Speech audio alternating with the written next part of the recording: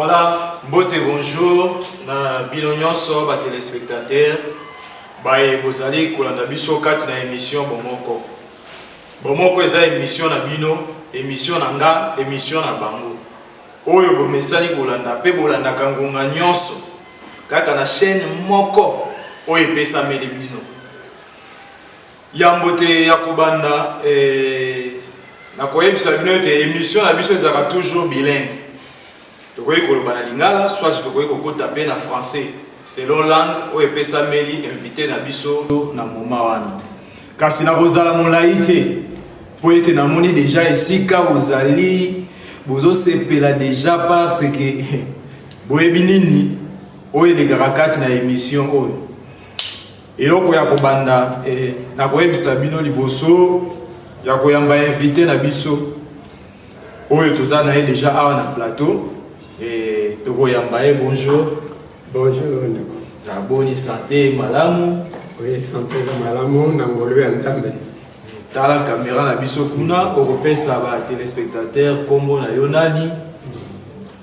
Ya liboso na pesi mbote na yo présentateur na biso. Na pesi merci mingi na émission na biso ya Bomoko. Pe nazali pe kopesa mbote mingi na balandi ya Bomoko. Kombo na ngai Salomon Ndongi Badimwenye. Nazali papa ya bana mibale. Nazali Mokristo ya paroisse Sainte Agnès. Nakansi oui kusina wokoloba ndenge komoni pe temi na laki oyo nazalaka membre ya fraternité Pax. Oui, nasi bolandi ndenge papa le wauti koloba kombo na ye papa Ndongi Salomon azali membre ya fraternité Pax. Malgré tout à préciser te mais ngana compléter na kati ya paroisse Sainte Agnès où ils ont réunir bandimi ya njili pe Kimbanseki. Bon, papa Salomon motuna na ngai liboso ya kotuna yo ezali Mokristo aza nani? Bangala etc.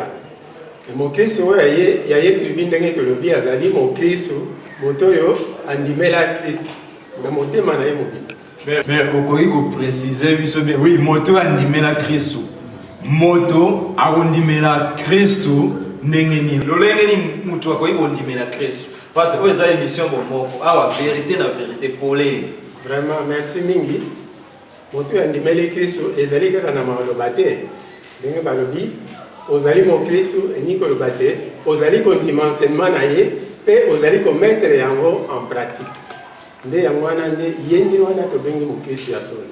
Siko moto akomaka lolenge nini moto akoki kokoma chrétien soit akoki kokoma Mokristo lolenge nini moto akokoma Mokristo ya solo lolenge moto akoki kokoma Mokristo ezali boye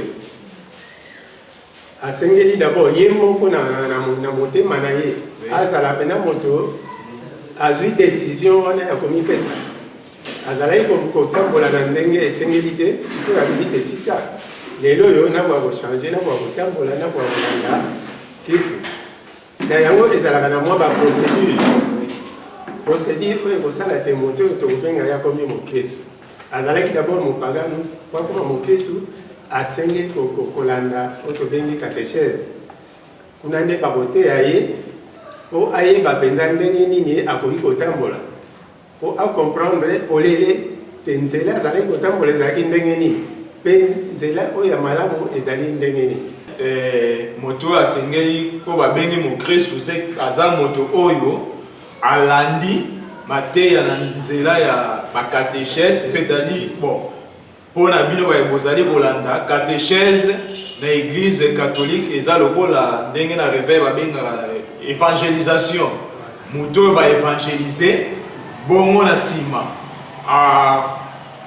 kuli bati oyo babenga baptisme nde bobenga na catholique baptismo Donc c'est-à-dire kokufa na Yesu pe kosekwa elongo na Yesu.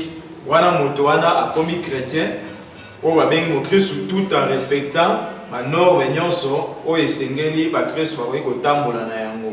Motuna na nga ya mibale eza sur semaine sainte.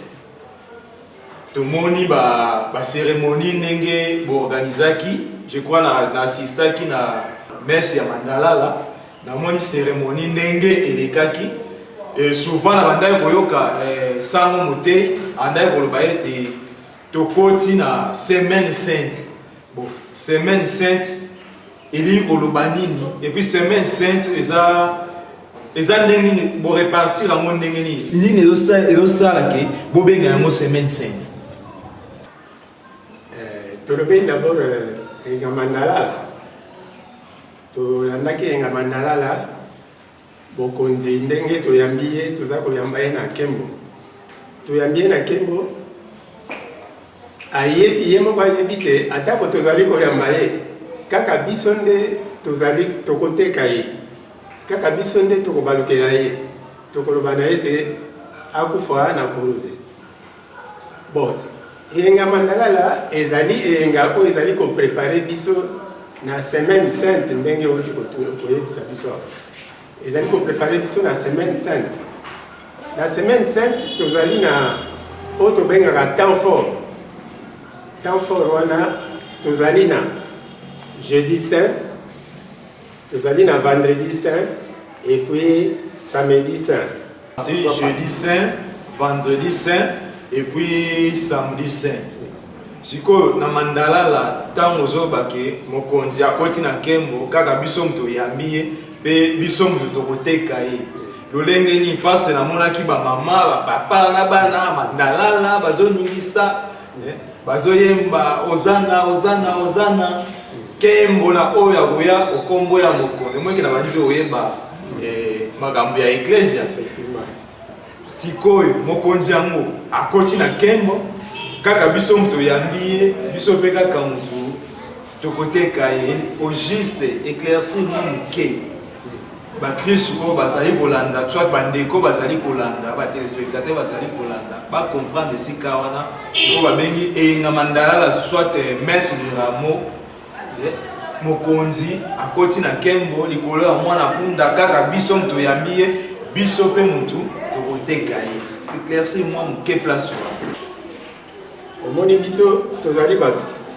Esika mokonzi toza koyamba ye na Kembo wana tozali kosala yango po tozali devant ye tomoni ye tozali kokumisa ye po bato bamona biso. Kasi soki tobaluki na biso ndenge tozalaka na bizaleli na biso oyenda ko Nzambe osambeli esili ntango ye ozongi na ndako oyo kosala eza lisusu oyo ekolaki te. Eza susu oyo enseignement yo landaki te oke kosala eloko mosusu. C'est en quelque sorte ndenge wana biso tozalaka tozali koteka pe mokonzi na biso. Merci et je crois que baye bazali kolanda biso kati na émission bomoko. Oui papa pe ya mibale na yokaki oti koloba po siko etali semaine sainte bandi na jeudi vendredi pe samedi. Tozwina na jeudi saint soit oti koyebisa biso mokolo mwamine ei mosantu jeudi saint elingi kolakisa nini balandi ya émission bomoko baza na posa basoki mo wana jeudi saint elingi kolakisa nini. Jeudi saint to mine mosantu ezali o tozali komona tozali koloba te mémorial mokonzi na biso Yesu Kristo akeli Eucharistia. Ezali mokolo mokonzi ayambaki asanganaki na bapostolo na ye azalaki na bango na lipati pe na ntango wana esika ayebisaki bango te azali komikaba mpona bango donc nzoto ayebisi bango te mapa oyo bokolia ezali nzoto ya ngai pe keni vino bamelaki alobi te vino ezali makila mangai pe alobi nazali kokabo yango po ya bino apesi bango bali yango pe alobi bosalaka boye mpona kokanisa ngai yango tozokoba ezali neti mémorial biso bakristu tosengeli ntango nyonso kokula eukarisia ya santu tosengeli kokula nzoto mpe komela makila ya yesu kristu mpo na ntango wana soki tokuli nzoto mpe tokuli nzoto ya kristu ezali lokola bato moko tokomi déjà renouvelé tozwi makasi mpona kotambola eza mokolo oyo yesu kristu akelaki eucharistia donc oyo bakobengaka soit communion et soki na comprendre bien donc eza nde na mobeko ya yesu kristu nde oyo atikaki esengeli ke bokulaka communion mokolo na mokolo donc na misa nyonso esengeli moto akulaka communion bongo papa Ndongi motuna nga mosusu à part jeudi saint oyebisaki biso mpe eza na vendredi saint alors ba chrétien soit ba téléspectateur ya émission bomoko baza na posa ya koyeba tolongo na jeudi saint ba comprendre sikoyo vendredi saint elingi koloba nini eloko nini c'est pas ça na vendredi saint et pourquoi vendredi saint tokomi na vendredi bon jeudi wana déjà mokonzi ya biso yesu kristu na ndenge akelaki eukarisia ya santu azalaki déjà kose préparer na oyo akokutana nango akokutana na souffrance ya makasi ayebi te bakokanga ye ayebi te bakonyokola ye mpe bakoboma ye déjà azalaki déjà prêt azalaki déjà à partir ya jeudi déjà azalaki kopréparer biso mpona vendredi saint yango wana vendredi saint ezali mokolo moko ya mwa pasi na biso bakristu oyo toyebi te mokolo wana eza korapele biso oyo tobengi na français passion ya mokonzi na biso yesu kristu eza korapele biso yango ezaka mokolo ya pasi mbala mingi eza lokola soki oza na libota ozali na ntango ya lilaka okomipima alors biso mpe vendredi saint tomipimaka mpona pasi ya mokonzi na biso donc en quelque sorte na jeudi saint tokoki koloba ke jésus abanda déjà kopréparer eza testament na ye mpasi ayebaki ke akokufa na ye alors esengaki aseke atikela bana na ye po ezalaki mobeko moko boye et na vendredi saint wana ezalaki passion ya yesu kristu esika wapi oyo awutaki na kokufa et papa mpona topase na étape mosusu nalingaki kotuna aseke oyo ezoconcerne samedi saint parce que bayi jeudi saint vendredi saint et puis samedi saint sikoyo na samedi saint batelespectateur baza na posa bakoki koretenir nini oyo etali cérémonie na misa ya vendredi saint na ngai kobakisa na oyo etali vendredi saint ezali mokolo mokonzi na biso amemaki kuruze na ye amonaki ndenge amemaki kuruze kino na ngomba ya golgota ezali kolakisa te biso bato tolingi kolanda mokonzi na biso yesu kristu tosengeli mpe biso mpe komema kuruze na biso toyebi te tozali kovivre mokili moko ya mikakatano donc tosengeli kokanga motema na kati ya mikakatano donc mikakatano ya biso ya bomoi na biso ekwesa biso te lokola tondimela mokonzi na biso yesu kristu biso te tosengeli komema kuruze na biso bongo sikawa tokoti na samedi saint samedi saint ezali mokolo moko ya kembo ezali mokolo oyo mokonzi na biso yesu kristu azali kozwa lokumu eza mokolo yesu kristu azali kosekwa donc ezali tokoki kobenga yango ezali tozwi victoire ya mokolo ya victoire oyo tozwi victoire de la vie sur la mort kanisa lisusu na ntango azalaki na temple esika benganaki bato bazalaki kosala commerce alobaki na bango te bodétruire ndako nzambe oyo bodétruire yango mais nsima ya mikolo misato na kotonga yango ekotelema donc ndenge moko ndenge tozalaki na mwa mikolo oyo toleki misato oyo mokolo ya misato tomoni mokonzi na biso ye wana asekwi na nkembo donc ezali mpenza mokolo kitoko ya victoire mpona biso.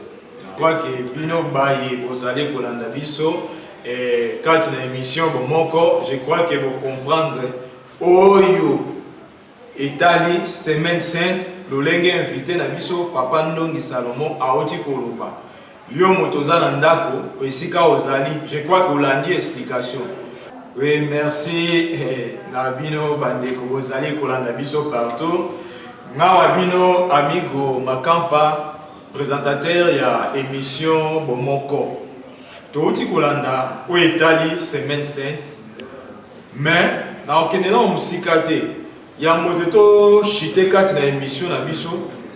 Na moni papa lati teni moko boye na ebite teni wana eza teni ya nini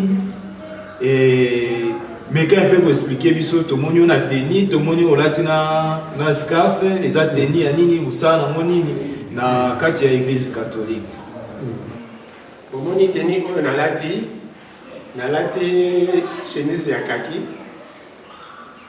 et na foulard na ngai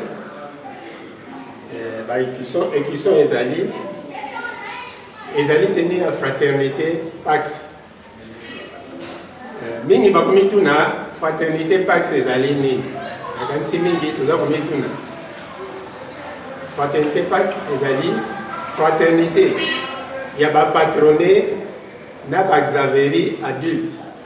Donc ce que totangi tomoni kombo wana Pax pe elobi patroné A elobi adulte et X elobi Xaverie. To inverser kaka X na A yango esali Pax. Yango nde tobengi patroné fraternité des patronés et Xaverie adulte. Rôle o ezali rôle ya Pax kati na église. Musa na bino nini bozali kosala kati na église ba téléspectateurs bazala posa ba comprendre rôle la bino bozo jouer na kati. Tokolobela rôle tozali ko jouer na kati ya église. Mais ya moto kotala parce que mingi pe bakomi tout na ceux qui euti wapi fraternité Pax wana. Pour la petite histoire, toyeba te na politique ya mboka na biso na tango wana tozalaki ko vivre système auto bengi système moko dictatorial. Alors ba mouvement nyonso ya jeunesse biso tozalaki ba Xaverie bandeko basusu bazalaki ba scout bandeko basusu et tozalaki mangomba nyonso ya ba jeunesse. Alors bakonzi ya tango wana baningaki su ba mangomba wana te basangisaki biso kaka na lingomba moko. Tozalaki d'abord ba sévère corps volontaire de la République. Batiaki biso tozalaki ba sévère totiki Xaverie tokomi ba sévère. Simana yango tokomi ba JMP. Quand on va créer un père, tokomi ba JMP. Biso banso tokomaki. En quelque sorte vous avez la politique. Tokotaki biso banso tokotaki na politique. Tokomaki ba jeunesse du mouvement populaire de la révolution. Et totambolaki ndenge wana mibu ebele. Simana yango moi conscience eyaki. Conscience eyaki esika ba Xaverie akala tozalaki kokutana moko ya ba Xaverie kufaki bongo esengelaki kosala messe de suffrage. Bongo esika na tango wana nde na messe wana nde makanisi eyaki. Tolobi olie te tokanisaka kaka bandeko babiso oyo bawe tika te tosala mouvement na biso na po tosala tokanisa pe baye bazali na bomoi. Donc quelque sorte vous se rebeller na bino contre politique, bobimi na politique, bongo sa sikoyo oyo eza ya bino mopanzi. Voilà, tosalaki ndenge wana to decidaki eko kozala ndenge wana. Bongo to yai ko créer mouvement Pax parce que tozalaki ba jeune, mais quand on décidé ko sala yango tozali sous ba jeune te. Tokomi déjà ba papa, tokomi déjà ba polo. Alors tolobi to créer Xaverie adulte parce que na tango wana ba Xaverie ba jeune bazalaki te. Ezalaki nde ya biso ba adulte. Ya wana to créer ki fraternité Pax. Et fraternité Pax wana botamaki dans le 15 mai 1981 na paroisse Saint-Joseph. Nde tango wana kondo cardinal Etiao yende ayi kondimela biso po te tokoka ko évoluer na mouvement na biso. Et si bazali kolanda biso donc baza na posa bayeba mais na régie déjà bazosala nga signe parce ngonga si tolexi moi minute moke mais namoni ke lisolo ya Pax oyo titan nazoka na badisaferi na kati c'est que histoire eza un peu profond mais na lelo minute epesami biso moke mais tokosenga na prochaine émission tokoya uniquement tolobela o etali Pax pe tokobanda na o etali Xaveri ti tokoma na o etali Pax tokoki koloba maloba ya suka te mais mpona lelo liloba nini oyo koki kopesa na bato bazali kolanda biso kati na émission Bomoko. Merci. Mpona balandi émission Bomoko bomoni bino banso occasion ya kitoko bozali bino moko bomoni te bozwi plateforme ya malamu oyo bokoki kolanda émission oyo bosolo oyo etali biso oyo eza kotala bomoto ya biso bato Bomoko limbisa na émission na biso Bomoko. En tout cas c'est une occasion pour na biso banso tokoka kolanda émission Bomoko. Merci mingi na pesi merci mingi na ndeko Makampa oyo ayambaki biso na plateau oyo po tokoka kolobela makambo etali semaine sainte pe na moke kolimbola moke oyo etali fraternité Pax. Merci na yo pe lokolo ndimaki ko se présenter kati na émission na biso ya lelo. Oui balandi tokomi na suka émission na biso na numéro na biso eza ya suka te tozo continuer mais eloko moko na koyi koyebisa bino bolanda biso chaque fois kaka na chaîne oyo pe na ngonga oyo à part ça soko raté biso okoki kolanda biso na page na biso eza ya YouTube na page ya YouTube kuna esika bakomi Sainte Agnès TV okobeta yango ndenge nazolobela obeti Sainte espace Agnès espace TV te na ve na suka kuna okolanda ba émission na biso nyonso oyo pesa meli biso et puis na suka bokepe kolanda yango soit na Facebook oyo ezali bongo paroisse Sainte Agnès soko beti paroisse Sainte Agnès kuna wapi okomona émission na biso ya Bomoko pe ba célébration nyonso okolanda yango wana mpona kosukisa na pesi bino nyonso mbote pe na pesi merci na curé ya paroisse Sainte Agnès et Père Christian ainsi que vicaire na ye oyo apesaki occasion ya kopesa biso ya seke bandimi ya Sainte Agnès va passer na émission oyo Père curé esika ozali bambote na yo pe merci na yo elongo na vicaire esika ozali Nzambe apambola bino pe mbote na bino ba Kristo banso nde tokutani na prochaine émission na biso bye.